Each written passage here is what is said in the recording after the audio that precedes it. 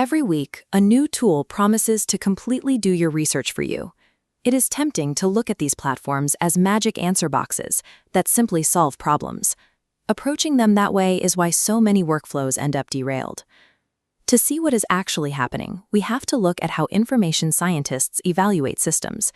They use a strict hierarchy: data at the bottom, building up to information, then knowledge, and finally wisdom at the top. Managing that pyramid relies on the information lifecycle: generation, collection, storage, and dissemination. Historically, these were separate, distinct steps. Generative AI breaks that cycle. It instantly blurs the line between generating new text and pulling historical facts from storage. Treating a system designed strictly to generate plausible text as if it is a factual database is the root cause of current user frustration. People generally try to complete two very different tasks with AI.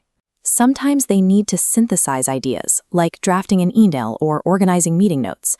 Other times, they need strict factual retrieval, like pulling medical data or legal code. A structural failure occurs when you use a conversational model for strict factual retrieval without verifying the output. The model will confidently connect words that sound statistically correct, even if the facts are entirely fabricated. In an academic or professional setting, the stakes are severe. You risk violating intellectual property rights, committing accidental plagiarism, and basing real-world decisions on hallucinated data. We have to stop asking if an AI is smart and start asking if it functions as a rigorous information retrieval system. Successful implementation relies on accurately identifying the work you need to do and then matching the correct data architecture to that specific task. Take conversational synthesizers like ChatGPT. Instead of searching a live index, they generate text based on internal patterns learned during initial training.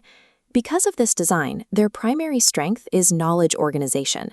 Their high conversational fluency makes them ideal for structuring a messy draft, writing code, or brainstorming ideas. The trade-off is structural.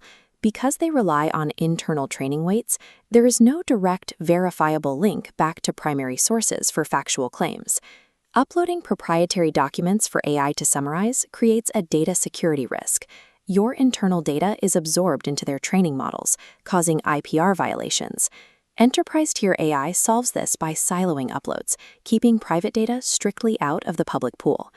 Conversational LLMs are powerful for structuring existing ideas, but their lack of sourcing makes them a significant liability for rigorous academic or legal research.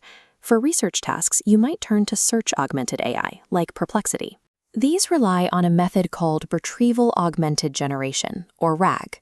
Instead of relying purely on internal memory, a RAG system runs a live search on the web and attaches inline citations directly to the text it generates. Pinning the output to live search results drastically reduces the chance of the model hallucinating facts. However, these systems carry an architectural limitation. They primarily index secondary sources, like web portals, wikis, and news aggregators. They consistently hit a wall when it comes to primary sources. Academic journals, patents, and original theses are locked behind paywalls or complex databases that standard web crawlers simply cannot penetrate. This creates a psychological trap. A page full of footnotes gives the impression of exhaustive research, even when the foundational data is missing entirely. RAG models serve as a strong tool for broad overviews and verified secondary research, but they cannot replace deep primary source investigation. That brings us to specialized academic AIs like Elicit and Consensus. Think of these as high-precision reference and referral services. These systems are constrained by design. They only search verified academic databases, relying on strict metadata standards like DOI and Dublin Core to index information. By restricting their inputs, they deliver high precision in factual retrieval, with virtually zero hallucinations. But that rigid structure comes at a cost. They have low generative fluency and almost no conversational capability.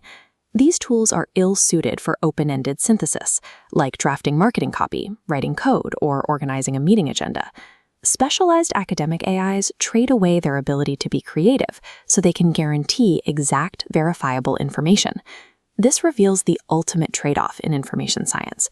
No current AI model gives you both creative synthesis and verifiable retrieval simultaneously.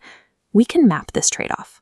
We plot factual precision at the bottom and generative fluency at the top. Then we map general broad knowledge on the left and domain-specific deep knowledge on the right.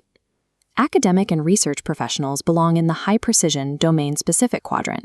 These users should rely on academic AIs. Corporate knowledge workers spending hours structuring data and formatting emails live in the high-fluency quadrant. Conversational LLMs will give these users a significant ROI on data formatting tasks. For general users who need a reliable everyday optimizer for web queries, RAG models sit near the center as a balanced compromise. The secret to successfully using AI lies in diagnosing your specific information need before you select a platform. Which brings us back to the hierarchy we started with: data, information, knowledge, and wisdom. Regardless of the architecture, whether conversational, RAG, or specialized, all of these models only process the bottom two tiers. They handle data and information. Even the most fluent, convincing language model does not possess actual wisdom. The real value comes entirely from you.